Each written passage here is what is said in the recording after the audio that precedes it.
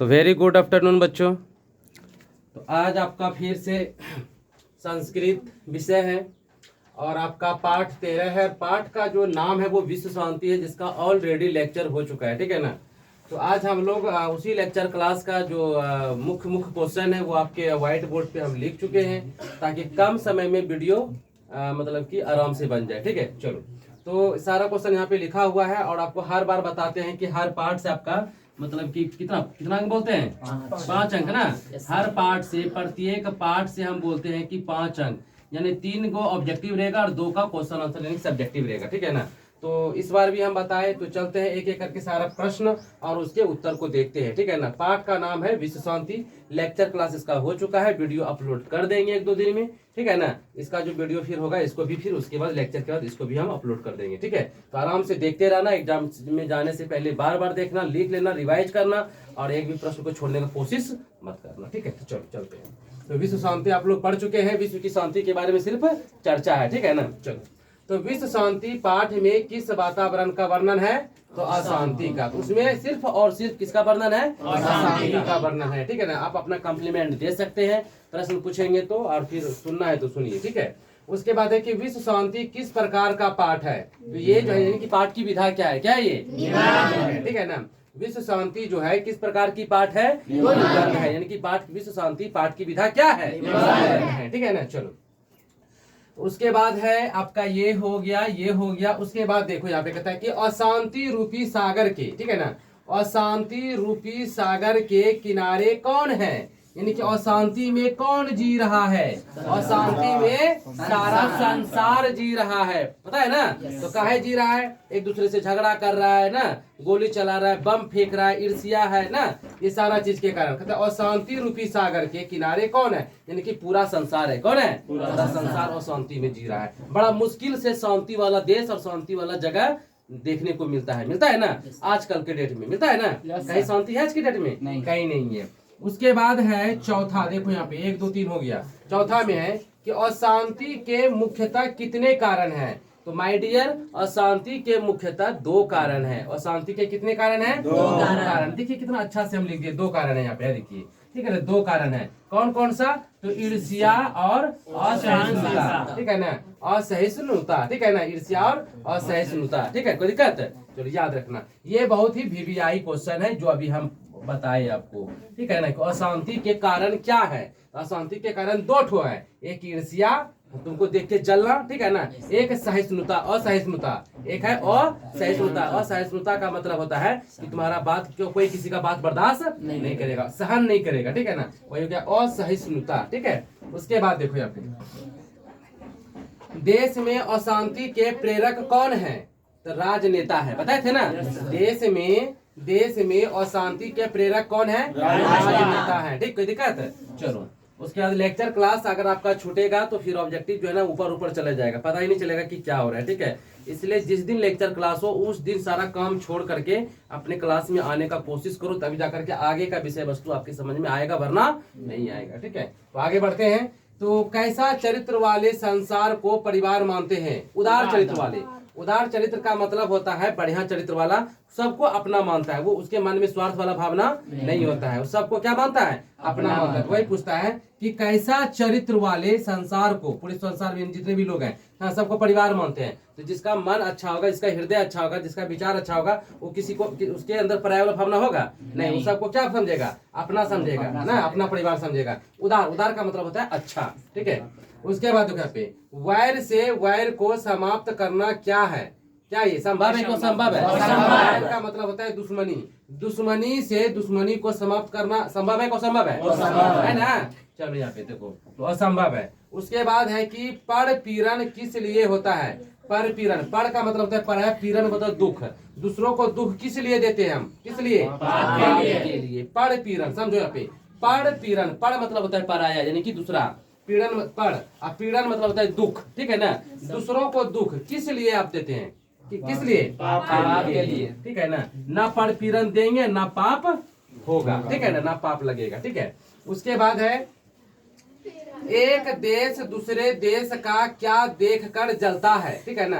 एक देश दूसरे देश का क्या देखकर जलता है, तो एक देश जो है दूसरे देश का उत्कर्ष, उन्नति और विकास है ना, विकास देखकर क्या होता है वो जलता है। जैसे कि पाकिस्तान भारत का विकास देखकर क्या होता है जलते रहता है, हमेशा गोली चलाता है, बम चलाता है, कुछ से कुछ मतलब परेशानी करते रहता है। वही कहता है कि एक देश दूसरे देश का क्या देखकर जलता है, उत्कर्ष, उन्नति या विकास। एक ही बात है, ठीक है ना। हम तीनों अगर एग्जाम में ये आ जाएगा ठीक मारना है, ये आएगा तो भी रंगना है ठीक मारना है, ये आएगा तो भी ठीक मारना है, ठीक, कोई दिक्कत है। उसके बाद देखो, दुश्मनी से दुश्मनी नहीं हटती या दुश्मनी से दुश्मनी खत्म नहीं होती है, किसने कहा था? तो महात्मा बुद्ध ने कहा था या गौतम बुद्ध ने कहा था, ठीक है ना, कोई दिक्कत है। चलो, महात्मा बुद्ध ने कहा था या गौतम बुद्ध ने कहा था, ये कई बार आया एग्जाम में, ठीक है ना, कि दुश्मनी से दुश्मनी खत्म नहीं होता है, ये बात किसने कहा था? महात्मा बुद्ध ने कहा था, गौतम बुद्ध ने कहा था, ठीक है। देशों के बीच कौन सा युद्ध चल रहा है? यानी कि शीत युद्ध चल रहा है। एक देश दूसरे देश में कौन सा युद्ध चल रहा है? शीत युद्ध, यानी कि मतलब बोल के जो युद्ध होता है ना, बोली से, शीत युद्ध चल रहा है। क्या चल रहा है? शीत युद्ध चल रहा है। कहता है प्रत्येक देशों में कौन सा युद्ध चल रहा है? शीत युद्ध चल रहा है, ठीक है। उसके बाद है, शत्रु राज्यों में क्या बढ़ रहा है? शत्रु राज्यों में क्या बढ़ रहा है? कलह। कलह मतलब होता है अशांति। कलह मतलब क्या होता है? अशांति। कलह मतलब अशांति, किच ना, कलह मतलब अशांति। तो शत्रु राज्यों में क्या बढ़ रहा है? कलह, यानी कि अशांति बढ़ रहा है, ठीक है। उसके बाद है, दुख का विषय क्या है? तो दुख मतलब तो जानिए रहा, तकलीफ का विषय क्या है? सार्वभौमिक अशांति। सार मतलब सभी जगह, भूमि मतलब धरती पर, अशांति मतलब अशांति, यानी कि दुख का विषय क्या है? यानी धरती पर चारों ओर क्या है? अशांति है, यही दुख का विषय है, कारण है, ठीक है, कोई दिक्कत है। एग्जाम में ये भी क्वेश्चन आपका एक दो बार आ चुका है, इसलिए इस पे भी ध्यान देना जरा सा, ठीक है ना, कि दुख का कारण क्या है, दुख का विषय क्या है, कि चारों ओर क्या है? शांति है, को शांति है, शांति, यही दुख का कारण है। अगर शांति रहेगा तो दुख होगा नहीं होगा, चारों ओर अशांति ही अशांति, इसीलिए हमको क्या है? दुख है, किसी को भी दुख होगा, ठीक है। उसके बाद देखो, आज विध्वंस के लिए क्या बन रहा है?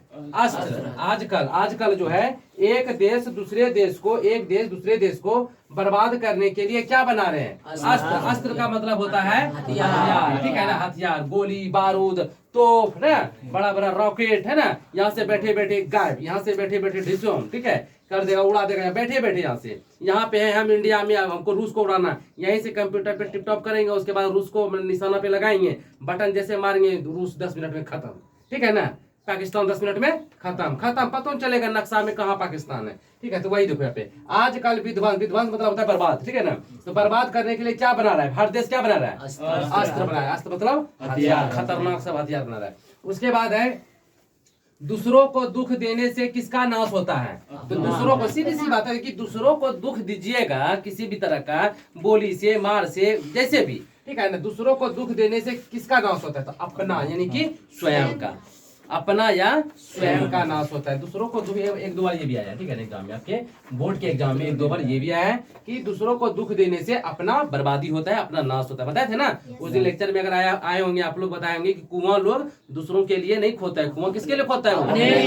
खोता है। अगर आप कुआं खोदे हैं दूसरे के नाम से, तो एक उस कुएं में एक न एक दिन आप ही को गिरना होगा, आप ही गिरिएगा, ठीक है। चलिए, उसके बाद है कि ईर्ष्या से किसका जन्म होता है? ईर्ष्या से किसका जन्म होता है? असहनशीलता का। किसका? ईर्ष्या। मान के चलो कि हमको किसी से ईर्ष्या है, हमको जिससे ईर्ष्या होगा तो हम उसका बात सहेंगे, नहीं सहेंगे तो क्या करेंगे? उसका बात सहन होगा कि असहन होगा? वही है ईर्ष्या से। ईर्ष्या से किसका जन्म होता है?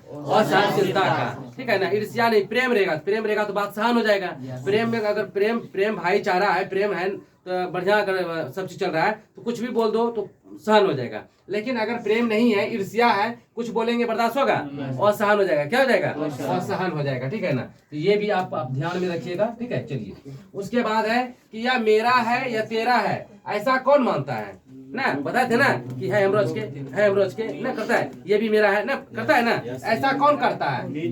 लघु बुद्धि वाला या नीच विचार वाला। लघु का मतलब होता है छोटा, लघु का मतलब छोटा, बुद्धि मतलब दिमाग है ना, छोटा दिमाग वाला आदमी करता है अमरोज के, अरे पूरा दुनिया अपना है, मानोगे तो पूरा दुनिया अपना है, नहीं तो कुछ नहीं है। वो कहता है यह मेरा है या तेरा है, ऐसा कौन करता है? लघु बुद्धि वाला। देखो दोनों बात लिख दिए, लघु मतलब छोटा, बुद्धि मतलब दिमाग। लघु बुद्धि वाला या नीच विचार वाला करता है, जिसके पास नॉलेज नहीं है वो करता है ना। हेमरो करता है ना, नहीं वैसा नहीं करना चाहिए।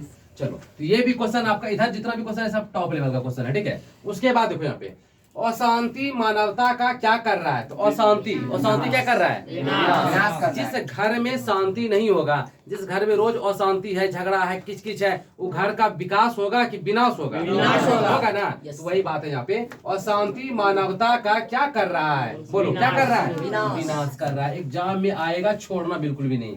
अब है क्रिया के बिना क्या भार के समान है? ज्ञान। क्रिया के बिना क्रिया के बिना क्या भार के समान है? ज्ञान। ठीक है ना। हम कहते हैं कि मेरे पास खूब ज्ञान है, खूब नॉलेज है, ठीक है, लेकिन काम है ये नहीं है, तो वो ज्ञान किस काम का? उस ज्ञान का कहीं उपयोग हुआ? नहीं। तो ज्ञान है तो काम भी होना चाहिए, और काम कर रहे तो उसमें ज्ञान भी होना चाहिए। ज्ञान के बिना कार्यभार के समान है ना। और क्या है यहाँ पे? क्रिया के बिना ज्ञान भार के समान है ना। दोनों एक दूसरे के बिना। अगर ज्ञान है और काम ही नहीं है, तो ज्ञान कोई काम का हुआ? तो धड़ा धड़ा सब बेकार हो गया ना। तो ज्ञान है तो काम भी कीजिए ना। वही कहता है यहाँ पे, कहता है क्रिया के बिना क्या भार है, यानी कि ज्ञान। ठीक है, क्या? ज्ञान। ठीक है ना। उसके बाद है बैर को कौन बढ़ाता है? स्वार्थ ना। स्वार्थ। अगर स्वार्थ वाला भावना रहेगा तो कभी दुश्मनी खत्म नहीं होगा, बढ़ते जाएगा, पूरा बढ़ जाएगा। तो बैर को कौन बढ़ाता है? और बढ़ जाएगा ना। तो कौन? स्वार्थ ना। स्वार्थ ना। अगर मेरे अंदर त्याग हो जाएगा तो बैर खत्म होगा क्या और बढ़ जाएगा? खत्म हो जाएगा ना। मेरे अंदर अगर त्याग, हम त्याग दे, जाओ जो करना करो, ले लो, हटाओ, तो क्या होगा? बैर रहेगा? नहीं रहेगा। तो बैर को कौन बढ़ाता है? स्वार्थ बढ़ाता है। ठीक है। अब है कि उदार चरित्र वाले, इस चीज को समझेंगे कि उदार चरित्र का मतलब क्या होता है। उदार चरित्र मतलब होता है अच्छा चरित्र वाले ना। अच्छा चरित्र वाले क्या मानते हैं? पूरी दुनिया को क्या मानते हैं? ये क्या मानते हैं ना? अपना। ठीक है ना। उदार चरित्र वाले, तो उदार चरित्र वाले पूरी दुनिया को क्या मानते हैं? उदार चरित्र वाले पूरी दुनिया को वासुदेव कुटुंबकम, यानी कि अपना परिवार मानते हैं। वासुदेव कुटुंबकम यानी कहने का मतलब पूरी दुनिया को जो अपना लोग है उसको भगवान की तरह अच्छा अपना मतलब मानते हैं। ठीक है ना। भगवान समझते हैं। कोई हमारे यहाँ आ जाते हैं गेस्ट, तो उसको परिवार कम, उसको भगवान ज्यादा समझते हैं, अतिथि को। ठीक है ना। उसको क्या समझते हैं? उदार मतलब अच्छा विचार वाले लोग क्या समझते हैं? सबको वासुदेव कुटुंबकम। ठीक है ना। एग्जाम्पल ये कहता है, उदाहरण इसमें रहेगा, ऑप्शन में रहेगा तो ये मारना है, अगर ये रहेगा तो ये मारना, लेकिन ज्यादा चांसेस है रहेगा वासुदेव कुटुंबकम। ठीक है, इसी मारना है। ठीक है ना। तो चलो फिर इसके बाद एक और लास्ट चैप्टर है, उसका भी लेक्चर क्लास होगा और उसका भी सारा ऑब्जेक्टिव इसी तरह से कंप्लीट करेंगे। तो मिलते हैं अगले वीडियो में। Thank you so much and जय हिंद।